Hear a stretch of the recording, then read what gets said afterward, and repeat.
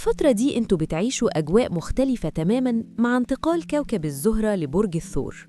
الزهرة حالياً بتتحرك في بيتك الثالث، بيت العقل، التواصل، العقود، التعلم وحتى العربيات والإخوة.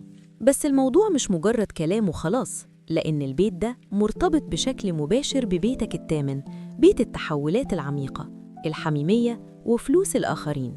يعني إحنا قدام محادثات مش عادية، محادثات ممكن تغير مسار حاجات كتير في حياتك.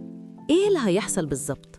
هتلاقي نفسك عندك قدرة غريبة على الكلام الهادي والرزين، كلام بيوصل للقلب وبيريح اللي قدامك، وتوصل لفهم أعمق لنفسك وللي حواليك.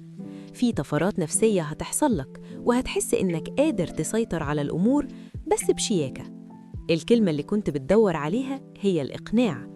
انت هتكون مقنع جدا الفترة دي، وكلامك هيكون ليه هيبة وسحر، لدرجة انك هتقدر تقرأ ما بين السطور وتفهم اللي ما بيتقالش. تخيل كده، الزهرة في بيتك الثالث، يعني وقت مثالي للرسائل اللطيفة. ممكن تبعت رسالة حب أو فليرت بسيط يغير مود يوم حد غالي عليك. ممكن كمان تلاقي نفسك بتخطط لرحلة قصيرة أو بتقابل حد جديد، وممكن جدا التعارف ده يكون أونلاين. المحادثات عن الفلوس أو الشراكات القوية هتتحسن جداً، وهتلاقي إن لغة الحوار بقت أسهل وأوضح. الجميل في الموضوع إن الزهرة هتعمل زاوية تسديس، وده معناه إن في طاقة حركة. ممكن تلاقي نفسك بتفكر تنقل لسكن جديد، أو تسافر، أو حتى تشتري عربية جديدة.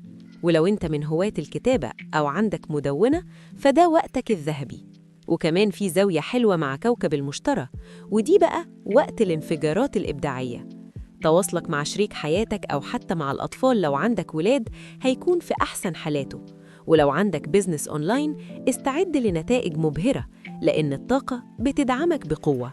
بس طبعاً مفيش حلاوة من غير نار لما الزهرة تعمل زاوية تربيع مع بلوتو في بيتك ال12. هنا ممكن تحس بشوية خوف من إنك تتكلم عن اللي إنت عايزه بجد، أو خوف من إنك تطلب احتياجاتك. النصيحة هنا هي الفضفضة. لو حاسس بضغط، اكتب مخاوفك في ورقة واحرقها، ده هيساعدك جدا في التحرر.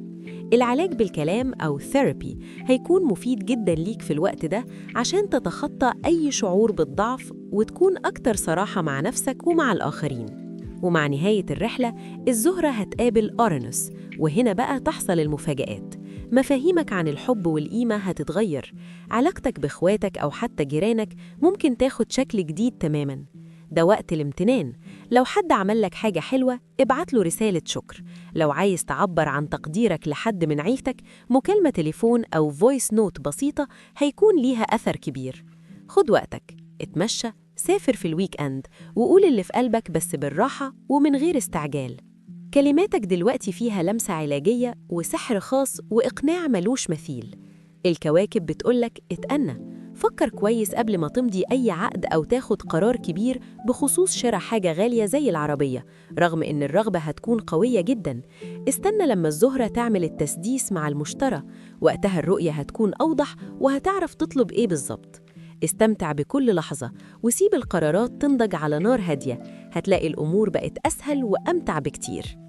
الحب ممكن يخبط على بابك وانت مسافر، أو انت بتستخدم أبليكيشن تعارف، فخليك مستعد ومنفتح للفرص دي. الخلاصة يا حوت، إن الكون بيديك إذن إنك تهدي السرعة شوية، تدلع نفسك وتستمتع بتفاصيل الحياة الصغيرة. بلاش مود النجاة أو السرفايفل مود، وعيش في مود الاستمتاع. اتعلم من الزهرة إزاي تبني حاجات تدوم وتكون حقيقية وجميلة. لو عجبك الفيديو، ما تنساش تعمل لايك وتسيب لي كومنت ببرجك الطالع، وقول لي إيه أكتر حاجة حسيت إنها بتحصل معاك دلوقتي. هل بدأت تحس بطاقة بلوتو والتعدد في الكلام، ولا أنت في مرحلة الانطلاق مع المشتري؟ ولو لسه ما اشتركتش في القناة، اشترك دلوقتي عشان تتابع فيديوهاتنا الأسبوعية، وهشوفكم الفيديو الجاي على خير. سلام.